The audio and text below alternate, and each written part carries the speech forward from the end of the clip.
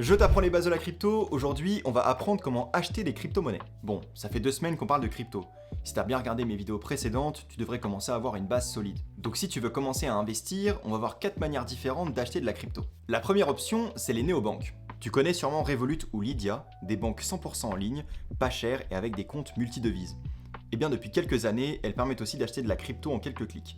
Même PayPal propose ce service. Les avantages, c'est que c'est ultra simple et rapide. Il n'y a pas besoin de créer un compte sur une plateforme crypto, ni d'apprendre à utiliser un wallet. Autre avantage, vous achetez directement vos cryptos en euros.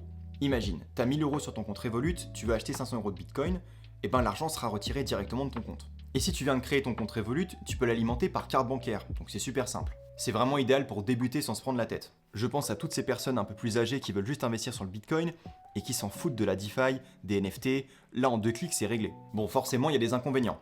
Déjà, il n'y a pas beaucoup de choix sur ces plateformes. Vous pourrez acheter du Bitcoin, de l'Ether, du Solana, mais pas beaucoup plus.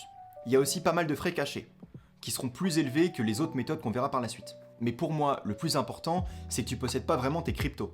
En fait, tes cryptos vont être stockés sur les wallets de la plateforme et pas sur le tien. Et ça, c'est un gros problème.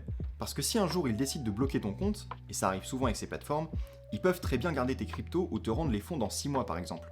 L'or sur Revolut, c'est un peu pareil, ils vont pas t'envoyer un lingot par la poste, c'est eux qui le détiennent. Il y a un dicton en crypto qui dit Not your keys, not your coins, donc faites attention. Heureusement, il existe une alternative, une néobanque qui te permet d'acheter des cryptos et de les envoyer sur ton propre wallet. C'est 2 blocs. Ça fait 1 an que je m'en sers, ça fonctionne très bien, je vous mets le lien en description. Dans la prochaine vidéo, on verra les 3 autres méthodes et on verra laquelle est la meilleure. Donc abonne-toi pour ne rien manquer.